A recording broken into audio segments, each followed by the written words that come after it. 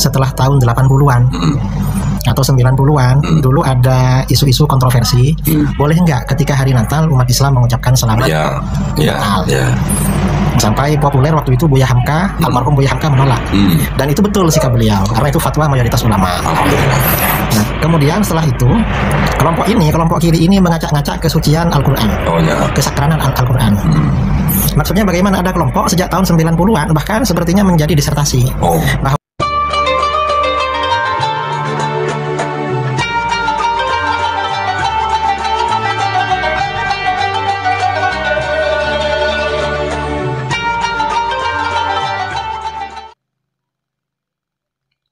Assalamualaikum warahmatullahi wabarakatuh. Bismillahirrahmanirrahim. Alhamdulillahirabbil alamin. Nahmaduhu wa nasta'inuhu wa nastaghfiruh wa na'udzu billahi min syururi anfusina wa min sayyiati a'malina. May yahdihillahu fala mudilla lahu wa may yudlil fala hadiyalah. Assalatu wassalamu ala Rasulillah wa ala alihi wa sahbihi wa man tabi'ahu wa mawala amma ba'du. Sahabat cahaya hati yang dirahmati oleh Allah, alhamdulillah. Di kesempatan kali ini kita jumpa lagi. Mudah-mudahan kita senantiasa mendapatkan lindungan dan rahmat dari Allah, juga mendapatkan hidayahnya, dimudahkan segala urusannya, dilancarkan rezekinya. Amin ya rabbal alamin. Dan kami ucapkan terima kasih kepada para pemirsa, para sahabat yang telah men-subscribe channel kami, mendukung channel kami, jazakumullah khairan.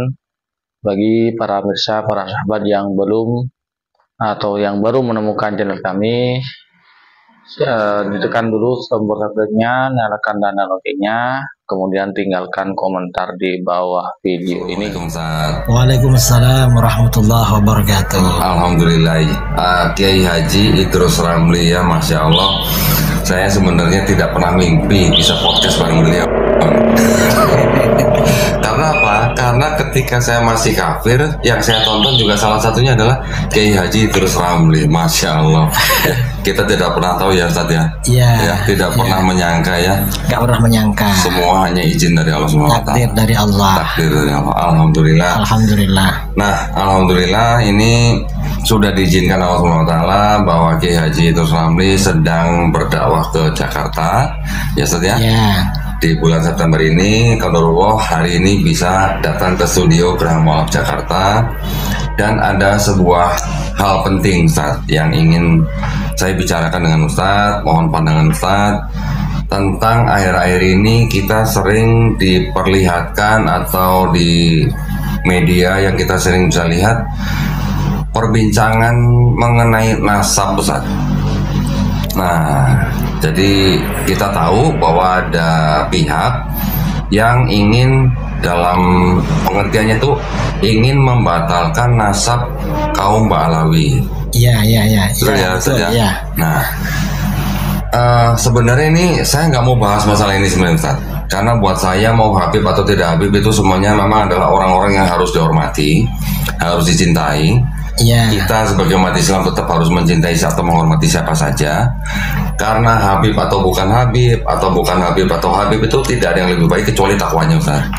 Betul ya. Betul. Jadi karena itu ya kita wajib menghormati dan mencintai siapapun, termasuk orang-orang yang mungkin orang biasa saja. Tapi kalau dia bertakwa itu dia lebih baik dari kita itu saja. Betul ya. Ini belakangan ini makin marak pembicaraan tentang pembatalan nasab Ba'alawi. Bukan berarti kita mau memihak misalnya.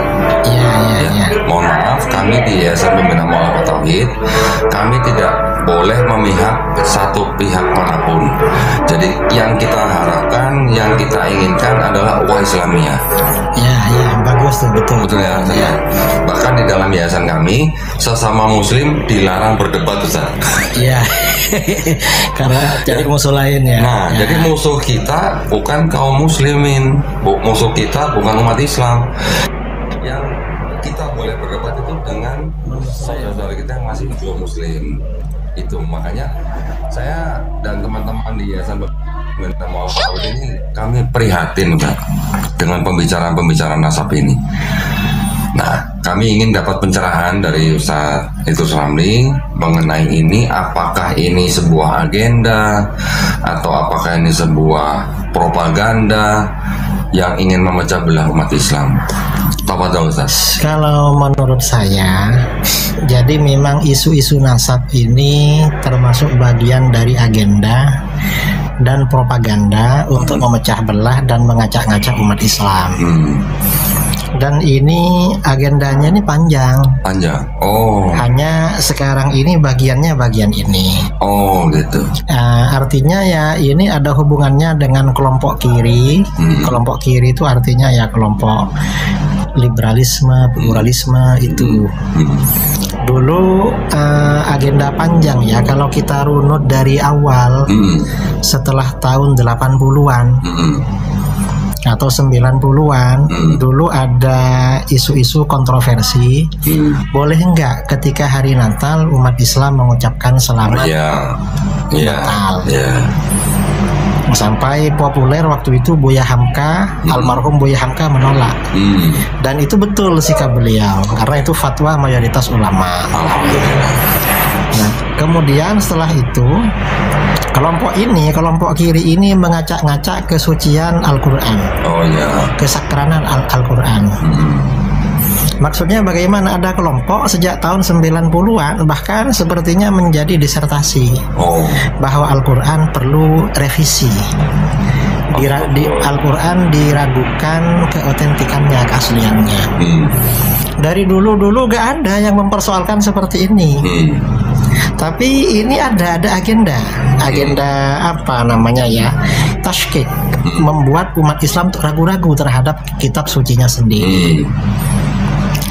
Agenda ini. Kemudian habis itu muncul lagi ya di dalam perjalanan waktu agenda-agenda berikutnya. Seperti narasi-narasi yang mengatakan, yang memutarbalikkan hukum Islam, yang halal diharamkan, yang haram dihalalkan. Ini contoh seperti kelompok liberal, ini Muslim juga ya, yang mengharamkan poligami. Terus poligami dianggap haram. Mereka siapa itu Ustaz? Kok bisa mengharamkan yang di Quran dibolehkan gitu? Ya ini ya orang Islam juga lah ya. Dan mungkin ya dari keluarga tokoh, dan dulu populer waktu narasi ini muncul, populer. Sementara yang haram dihalalkan, seperti LGBT, lesbi, gay, dan seterusnya itu dihalalkan. Jadi di bolak-balik ini kan agenda liberalisasi kan. Agenda liberalisasi. Kemudian habis itu muncul agenda pluralisme agama. Semua agama sama. Loh, kalau semua agama sama, Pak Dondi gak perlu pindah sama Islam kan? Iya, kalau semua agama sama, kenapa mereka nggak masuk Islam aja sekalian gitu? Iya. Kan begitu, sudah sama ini. Semua agama sama. Itu ada narasi ini dari Muslim. Narasi-narasi seperti ini. Kemudian habis itu muncul narasi kesetaraan gender. Nah itu ya, laki-laki dan perempuan setara, laki-laki perempuan itu sama. Dan sampai mereka menulis buku itu. Ini agendanya menjelang tahun 2000-an, sekitar tahun 97, tahun berapa, sampai bukunya itu dijual di Gramedia, di mana-mana, bahkan ada yang edisi bahasa Arab. Narasi ini ya untuk mengacak-ngacak sistem keluarga di dalam Islam. Lalu muncul narasi-narasi tentang batasan aurat. Nah, selama ini kita di dalam Islam, aurat perempuan itu seluruh anggota badan kecuali wajah dan telapak tangan. Sudah jelas. Kata kelompok ini ya nggak pakai kerudung nggak apa-apa, bahkan kalau di pantai pakai bikini termasuk menutup aurat. Ya, jadi memang ini narasi-narasi untuk ngacak-ngacak ajaran Islam. Lalu 2015 muncul narasi anti Arab. Dengan tema Islam Nusantara. Ada narasi rasis ya, kebencian pada Arab. Dan sampai dibilang Arab itu kadrun, kadal gurun. Itu dari mana istilah kadrun itu? Dari kelompok itu? Ya, dari kelompok itu juga. Dari kelompok-kelompok ini, kadal gurun. Padahal kan mereka juga Muslim. Ya itu Muslim liberal sampai membenci Arab. Padahal Islam ini kan memerangi rasis. Iya, betul. Ketika Rasulullah SAW haji terakhir, haji wada ya. Ceramah beliau yang populer, ayyuhan nas kullukum min Adam. Hai manusia, kamu semua ini anak cucu Adam. Iya. Artinya satu level. Iya. Sama-sama anak cucu Adam. Iya. Wa Adam min turab. Kalian harus ingat Adam itu dari tanah. Iya. La fadla li arabiyyin ala ajami illa bitaqwa. Seorang Arab tidak lebih utama daripada orang ajami kecuali dengan takwa. Iya, betul. Sampai segitunya, artinya nggak ada rasis. Dan guru-guru kita dulu nggak mengajarkan rasis. Misalnya karena kita lama dijajah Belanda, nggak ada narasi-narasi dari guru kita benci sama bangsa Eropa, sama bangsa Barat, nggak ada. Atau misalnya ya, karena di negeri kita ini yang memegang perekonomian banyak orang Cina lah, keluarganya Pak Dondi mungkin. Kebetulan enggak? Nah, bukan ya. bukan karena hubungan ya. Enggak ada. Ya. Terus? Ternyata ulama kita agak ada kebencian anti ras Cina. Tidak sampai ke situ. Enggak sampai. Ya. Kalau mungkin ada juga mungkin golongan atau kelompok tertentu. Iya, kelompok tertentu. Ya. Kita ini enggak dilarang. Gitu ya. Kita ini kadang ada yang kerja di tempatnya Cina, belajar ke tempatnya Cina, enggak ada masalah. Iya. Lah ini kok tiba-tiba anti Arab? Ada apa ini? Yang 2015 ke belakang itu anti Arab. Lalu habis itu ada lagi ya narasi-narasi doa lintas agama. Nah ya. Setelah itu ya, dan ini apa proyek doa lintas agama ini di bawah narasi apa? Moderasi beragama. Lalu setelah itu ada seragam lintas agama, seragam batik ya, ada gambarnya gereja, masjid apa. Habis itu salam lintas agama. Salam lintas agama. Iya. Kalau ceramah misalnya yang datang dari berbagai agama, penceramah ini salamnya berkali-kali. Nah, kalau salamnya berkali-kali kapan ceramahnya? Kalau waktunya tuh pendek. Iya. Ceramah isinya salam doang gitu. Iya. Lalu yang 2 tahun terakhir ini ada agenda apa namanya, membatalkan nasab para habaib. Nah ini yang kita sekarang ini kan persoalan ini sepertinya memang bagian dari agenda-agenda seperti ini. Yang saya cukup heran begini Ustaz, yang mencoba membatalkan nasab Alawi ini juga dari kalangan NU. Ya, betul kan Ustaz? Ya, betul. Tetapi di NU sendiri juga banyak habaib. Ya, betul kan? Betul. Nah, ini ada apa nih sebenarnya Ustaz? Nah, ini sebenarnya begini, termasuk ini agenda untuk menjauhkan umat Islam dari ajaran Islam. Misalnya narasi anti Arab, benci pada Arab. Nah, ini agenda menjauhkan kita dari sumber Islam. Pertama, Rasulullah SAW itu dari bangsa Arab. Orang Arab. Ya. Karena Rasulullah dari bangsa Arab, kita gak boleh benci bangsa Arab. Iya dong. Kecuali kalau secara personal, misalnya Abu Jahal, Abu Lahab, atau orang Arab yang nakal. Tapi kalau secara ras ya, gak boleh. Dan di dalam agama kita kan dikatakan di dalam hadis, bughdul Arab nifaq, benci kepada bangsa Arab itu kemunafikan. Karena ujung-ujungnya bisa mengarah untuk membenci Rasulullah. Melalui ras itu ya? Iya, melalui ras. Ya.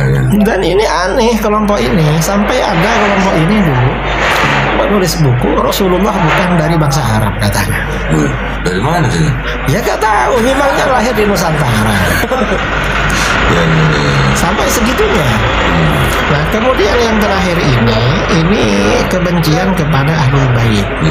Kita ini kan memang di dalam akidah ya, Jadi karena kita ini wajib cinta kepada Rasulullah SAW, maka hal-hal yang berkaitan dengan Rasulullah harus dicintai. Cinta kepada para sahabat, cinta kepada ahlul bait keluarga Nabi, lalu cinta kepada para ulama penyambung lidah baginda Nabi, dan juga cinta kepada sesama muslim. Betul. Nah, ini ngajak benci kepada ahlul bait, habaib, dengan alasan nasabnya terputus. Loh, ini dari mana seperti ini? Ini kan bagian dari agenda. Dan kita ke depan tidak tahu apa masih ada agenda lagi. Ustaz belum dapat bocoran ada agenda baru lagi belum nih? Belum dapat. Jadi begitu banyak hal yang dipakai oleh kalangan itu untuk menjauhkan umat Islam dari ajarannya. Iya. Oke. Nah, apakah kalau misalnya dibilang dari tadi yang liberal itu ada hubungannya juga dengan orientalisme, Ustaz? Saya kira ada hubungannya dengan itu. Karena memang metodenya itu dari metode orientalis ya, tata caranya. Kemudian juga propagandanya juga mirip-mirip mereka. Ada seperti itu kan. Orientalis itu provokatif kalau membuat tulisan atau kajian itu. Banyak yang provokatif, tidak ilmiah. Artinya ada kepentingan memerangi Islam dari dalam. Bahkan mereka memang sengaja belajar Islam, mengetahui Islam, bahkan sampai ada yang sampai menerjemahkan Quran. Tapi tujuannya adalah untuk menghancurkan Islam dari dalam. Ya, nanti ada selipan-selipan dari itu pandangan mereka. Dan ini memang banyak ya kitab-kitab yang diterbitkan, kitab-kitab berbahasa Arab yang diterbitkan oleh orientalis. Itu memang banyak. Ini sepertinya bagian dari proyek mereka. Dan biasanya diselipkan pikiran-pikiran mereka yang gagal faham terhadap ajaran Islam. Karena mereka mengartikulasikan pemikiran Islam dari sudut pandang Kristen, dari kacamata mereka di luar Islam. Apakah itu Yahudi atau Kristen, sesuai dengan background agama mereka. Oke, tapi kalau orientalis ini kan memang ya rata-rata ya latar belakangnya adalah Kristen. Ya, Pak ya. Setahu saya kan memang kan setelah mereka boleh dikatakan kalah di perang salib, kemudian mereka setelah mereka membagi dunia ini menjadi dua bagian, barat untuk Spanyol, timur untuk Portugis, dengan program kolonialisasi mereka yang misinya juga ada 3G, Goal Glory Gospel, menyebarkan agama mereka, sampai akhirnya mereka juga melakukan proyek orientalism, belajar budaya timur termasuk agamanya, sampai akhirnya juga ada misi untuk menghancurkan Islam dari dalam. Ya. Dan itu memang, dan ini kebencian kepada Arab itu kan sudah disebarkan di Indonesia kira-kira 100 tahun menjelang kemerdekaan. Jadi kalau di dalam berbagai referensi, setelah penjajah Belanda itu menjajah Indonesia lebih 250 tahun, mereka memprediksi ini nanti kayaknya minta merdeka ini atau menuntut. Maka gimana caranya walaupun nanti merdeka tetapi Islamnya ini tidak kuat? Maka di antara proyek mereka memutus hubungan Islam Indonesia dengan Islam Arab. Dan ditanamkan kebencian kepada Arab. Kemudian menghapus, memerangi hal-hal yang dianggap berbau Arab. Jadi itu mungkin juga salah satu program Davide et Impera mereka ya Ustaz, untuk memecah belah, mengadu domba dengan cara menjauhkan kelompok-kelompok yang ada di dalam bangsa Indonesia supaya saling curiga, saling benci gitu ya, supaya tidak akur gitu. Iya, artinya apa? Kajian nasab yang dinarasikan, yang disuarakan oleh kelompok anti Ba'alawi, Sadah Ba'alawi, itu sebenarnya buang-buang waktu aja. Mubazir. Kita baru ngeliat thumbnail aja, aduh nasab lagi. Iya, gak ada yang baru, gak ada informasi. Dan ini juga merusak terhadap tradisi keilmuan di dalam Islam.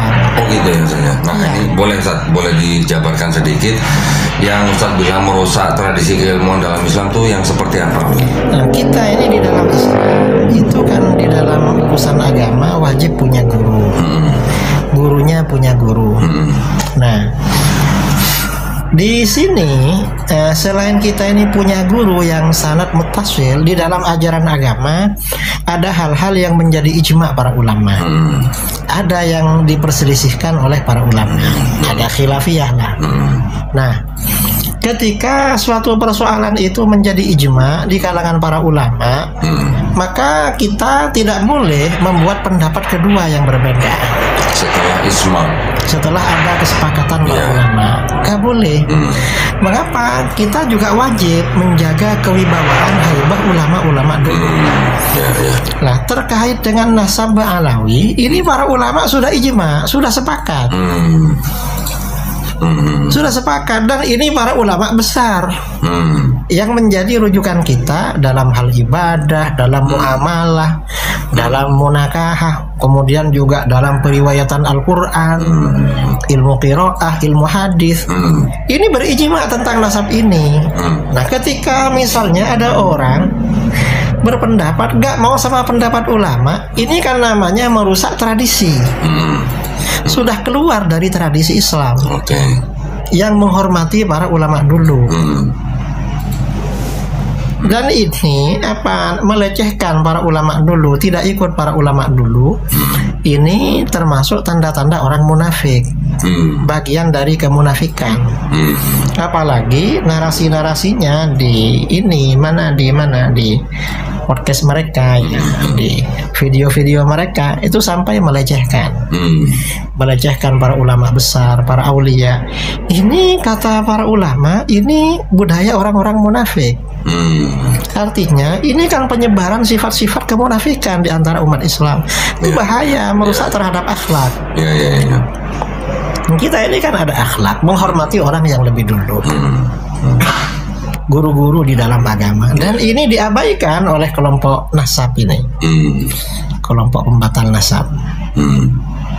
Jadi bisa dikatakan bahwa yang punya agenda ini memang tujuannya ingin memecah belah Islam. Ini ya jelas ingin memecah belah umat Islam, sehingga masalah yang tidak penting ini jadi pro kontra. Jadi malah buang-buang waktu, buang-buang pikiran, buang tenaga, buang biaya saja. Merusak akhlak juga. Merusak akhlak. Iya. Akhirnya kan sekarang ini banyak orang-orang yang berani mengomentari ulama-ulama dulu. Padahal nggak boleh kan begitu. Dari beberapa poin yang saya dengar, Ustaz, ya, bahwa beberapa alasan yang membuat mereka ingin membatalkan nasab Alawi ini adalah dikatakan karena ada perilaku dari beberapa habaib yang mungkin tidak mencerminkan Islam. Menurut Ustaz gimana tanggapannya? Jadi memang masalah ini di satu sisi kita di dalam akidah ya diwajibkan mencintai keluarga Nabi Sallallahu Alaihi Wasallam, termasuk para habaib. Di sisi lain Nabi sendiri memang tidak menjamin kalau mereka baik semua. Makanya di dalam hadis dikatakan wa ahibbu ahla baiti li hubbi. Cintailah keluargaku karena mencintai aku. Ya, karena Rasulullah. Ya. Bukan karena mereka pinter. Bukan karena mereka kaya. Bukan karena suka ngasih. Bukan karena soleh, bukan. Sama dengan kita mencintai anak kita. Ya. Kita misalnya punya anak 7, punya anak 10 misalnya. Satunya pinter, satunya enggak. Apa cuma yang pinter yang dicintai? Kan enggak. Mengapa dicintai? Bukan karena pinter, karena anak. Maka yang tidak pinter dicintai juga. Cuma mungkin perlakuannya beda. Untuk yang pinter dimotivasi, dikasih hadiah. Untuk yang tidak pinter kita ajari gimana sekiranya pinter. Nah, kepada para habaib ya gitu juga. Gak ada jamin. Rasulullah sendiri gak menjamin memang keluarganya baik semua, pinter semua. Gak ada jaminan begitu. Dan itu memang sudah apa namanya dijelaskan di dalam Al-Quran itu. Kalau sebagian putranya para nabi ada yang baik, ada yang enggak. Iya. Sudah ada. Nabi Nabi Nuh misalnya itu tidak diselamatkan. Istrinya Nabi Lot ya itu keluarga, memang nggak ada jaminan. Nah ini zuriyah Nabi kita juga gak dijamin memang bahwa mereka baik semua. Dan ini ketika ada zuriyah Nabi ini memang perilakunya tidak baik, itu ujian pada kita. Kita ini cinta apa enggak kepada mereka. Ya kalau kita cinta kita nasihati. Gitu. Dan jangan dibatalkan nasabnya. Sama dengan kita punya anak, karena nakal bukan anak saya. Bukan kita ya nggak nyambung. Gitu. Berarti kan nggak mau mendidik namanya itu. Iya. Jadi emang seperti itu. Ya maksud saya begini, kalau itu menjadi atau dijadikan alasan bahwa gara-gara itu terus dibahas-bahas bahwa nasabnya batal atau segala macam, entah ada urusan yang lain lagi. Sepertinya itu hanya upaya mengeneralisasi ya. Lah, apalagi itu upaya generalisasi, itu namanya tidak adil namanya. Masa banyak orang dihukum hanya karena kesalahan satu orang? Iya. Kan nggak boleh begitu. Iya. Kita ini harus adil. Di dalam menghukum orang tuh harus adil. Jadi memang untuk keluarga Nabi yang alim dan soleh, selain dicintai juga menjadi teladan. Kalau yang baik. Adapun misalnya yang tidak alim atau tidak soleh, ya dicintai juga, tapi levelnya di bawah yang tadi itu, di bawahnya. Secara proporsional aja. Secara proporsional. Iya. Dan memang ini kadang-kadang ya ini ada kecemburuan. Kita perhatikan. Mengapa? Kadang-kadang sebagian komunitas masyarakat atau komunitas habaib, walaupun habaib yang gak punya ilmu, gak punya apa, kadang disuruh tampil, disuruh ceramah, suruh tampil ke depan. Ini sebenarnya kan gak betul kan. Mestinya yang begitu itu habaib yang soleh-soleh, yang berilmu begitu. Tetaplah ya kalau yang tampil ya baiknya yang berilmu gitu. Yang berilmu. Jadi memang ada sikap yang proporsional. Iya. Kan maksudnya gini, ya walaupun dia habib, tapi kan ada ulama-ulama kita yang mungkin kita sangat menghormati keilmuannya, ya kan bisa dia yang dipakai untuk negur gitu misalnya. Bisa. Misalnya kelakuannya tidak baik gitu kan. Iya. Kalau misalnya ada habib yang salah, mungkin lewat habib. Atau yang lebih senior. Kalau kita ini ada kedekatan ya langsung aja. Beb, antum ini zuriyah Rasulullah. Kita ini wajib cinta sama antum. Ya jangan terlalu nakal lah. Kita ini jangan diuji, Beb. Antum jangan jadi ujian sama kami gitu. Ya, jangan jadi ujian. Dia merasa enak sendiri gitu ya. Iya, agak enak gitu. Tapi gini, Ustaz, kalau yang Ustaz lihat daripada yang disebut dengan tesis itu yang ingin membatalkan nasab Balawi itu, menurut Ustaz sendiri apakah sudah bisa dibilang ilmiah? Saya kira belum ilmiah, tidak memenuhi standar ilmiah. Karena standar ilmiah di dalam Islam itu kan ada dua. In kunta nakilan fasyahah wa in kunta mudda'iyan faddalil. Kalau kamu ini sifatnya itu menukil, mengutip, maka harus sahih. Kutipan itu harus valid. Wa in kunta mudda'iyan faddalil. Kalau kamu menyampaikan opini, menyampaikan pendapat, maka harus ada dalil. Dalam apa yang dibilang tesis ini sama sekali tidak memenuhi standar ilmiah ini. Mengapa? Mereka ini ngutip dari Google, dari internet, dan ternyata yang di internet penulisnya ya gak jelas, narasinya gak jelas. Kadang setelah dikonfirmasi kepada sumber justru sebaliknya. Gitu. Iya. Ini contoh ya, seperti kelompok-kelompok yang anti Ba'alawi bilang bahwa ada tokoh Salafi Wahabi di Yaman, Al-Muqbil Al-Wadi'i, membatalkan nasab Ba'alawi. Begitu dicek di kitab fatwa beliau, dan itu di internet dibilang memang membatalkan. dicek di fatwanya, di videonya, ternyata beliau saya gak berani membatalkan katanya. Beliau gak membatalkan. Ketika ditanya nasab Ba'alawi, kata beliau, saya ini gak tahu katanya. Saya ini gak bisa menetapkan bahwa mereka keturunan Nabi karena saya gak punya bukti, tapi saya gak berani membatalkan, takut dosa katanya. Nah, narasi seperti ini lalu dibilang Syekh Mukbil membatalkan. Ini berarti kan sudah tidak valid itu. Dan ini kalau memang tesis itu ilmiah, standar ilmiah, kan kajian keilmuan itu kan ada studi lapangan, ada studi pustaka. Nah, kalau lihat dari studi pustaka nggak jelas sumbernya dari mana. Nggak ada tuh studi pustakanya di situ. Studi lapangannya ada nggak? Studi lapangannya enggak juga. Mereka dilihat nggak pernah ke Yaman. Nggak pernah ke Yaman. Nggak pernah ke Yaman. Orang yang dipersoalkan nasabnya orang yang sudah ada di Yaman. Yang persoalkan tinggal di sini.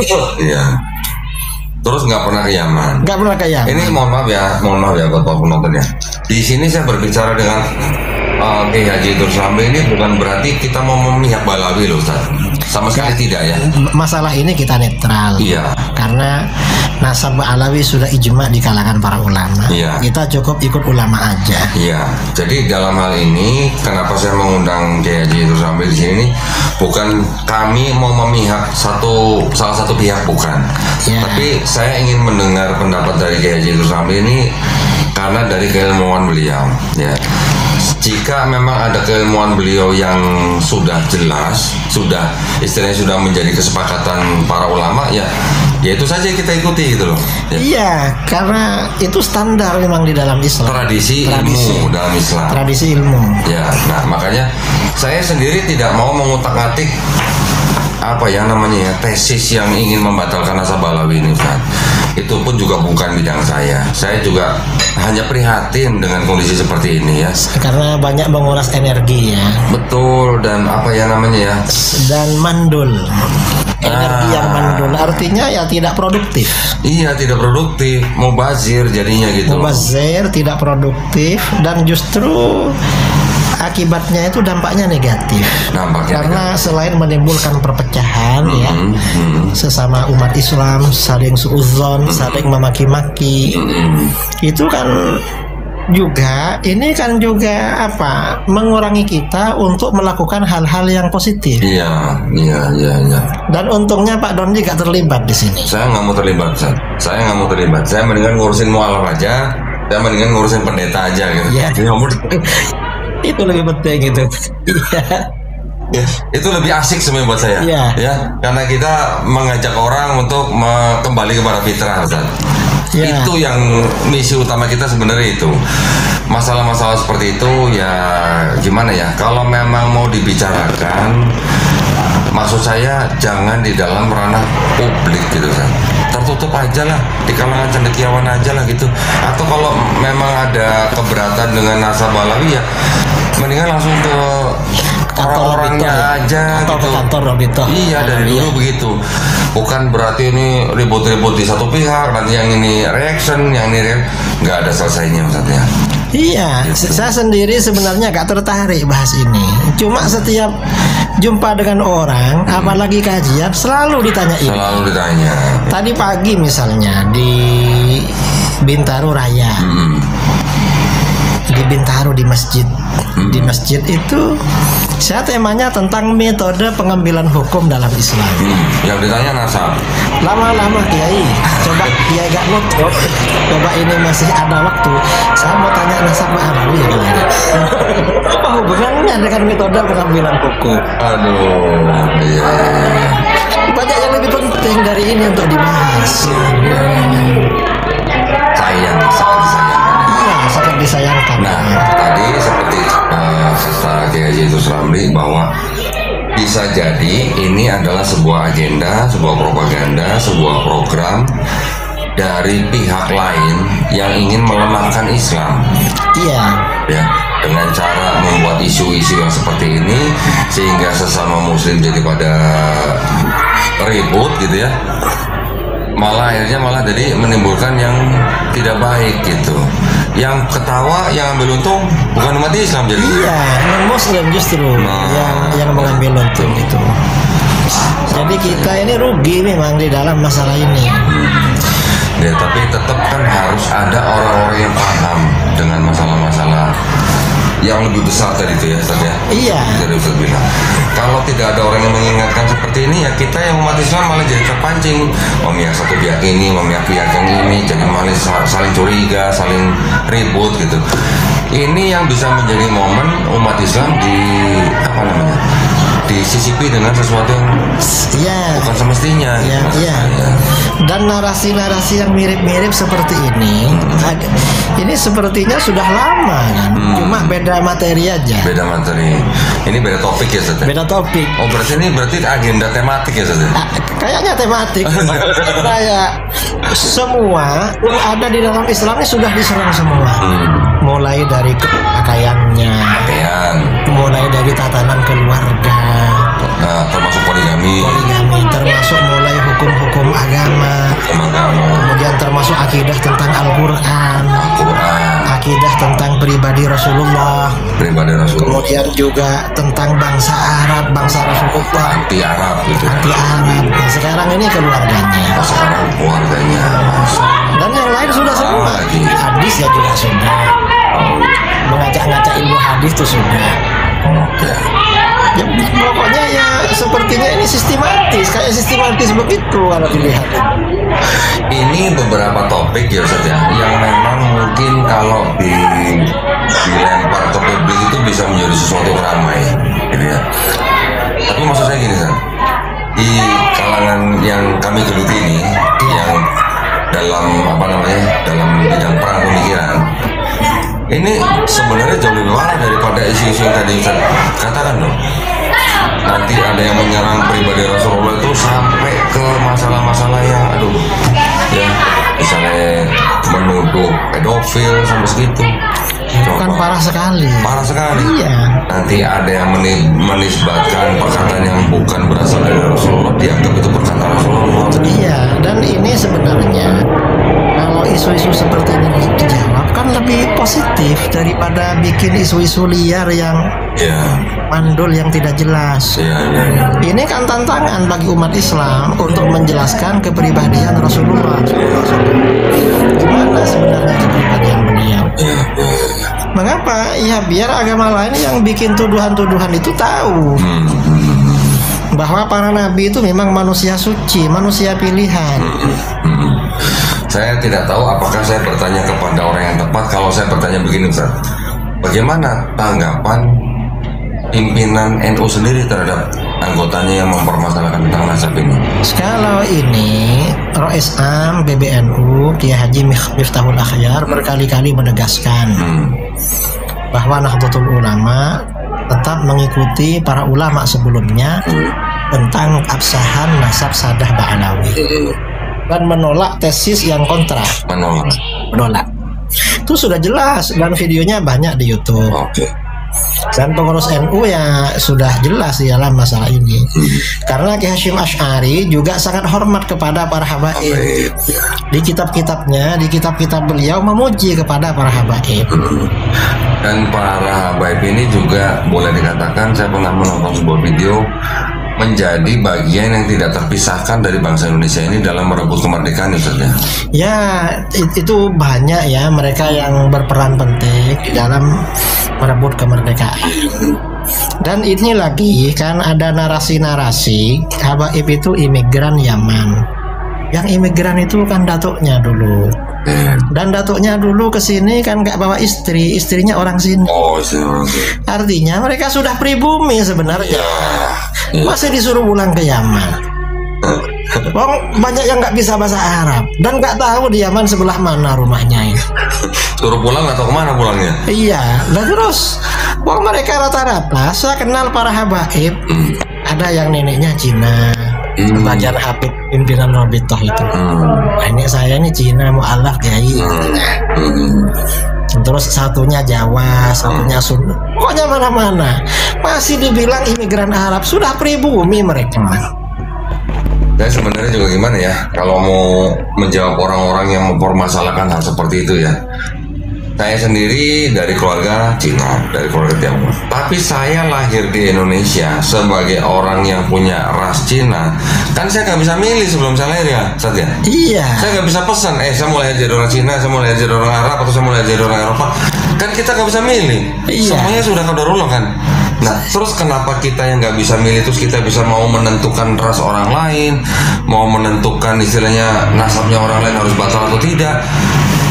Gimana? Nah, ini sebenarnya yang disampaikan oleh Rasulullah dalam Haji Wada. Iya. Kamu ini anak cucu Adam semua.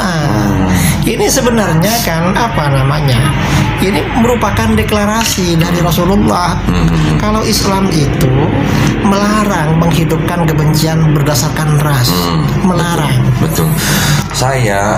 Kalau saya nggak baca khutbah Nabi yang Haji Wada itu, mungkin saya nggak masuk Islam. Serius ya? Kenapa? Salah satunya itu. Kenapa saya sampai akhirnya menerima Islam sebagai agama yang memang agama yang diperuntukkan bagi semua manusia, semua ras, semua suku. Karena itu tadi, karena orang Arab tidak lebih baik dari orang Ajam atau orang non-Arab. Orang non-Arab juga tidak lebih baik daripada orang Arab kecuali takwanya. Itu yang menjadikan saya menerima Islam, Ustaz. Nah, ini berarti artinya Islam itu kan adil. Iya. Menilai seseorang dengan kualitas ketakwaan, bukan berdasarkan ras. Betul, betul. Jadi Islam ini sangat sudah menutup sebenarnya. Membenci berdasarkan ras sudah menutup. Nggak boleh seperti itu. Saya nggak bisa milih lahir jadi orang Cina di Indonesia. Gimana cara saya milih?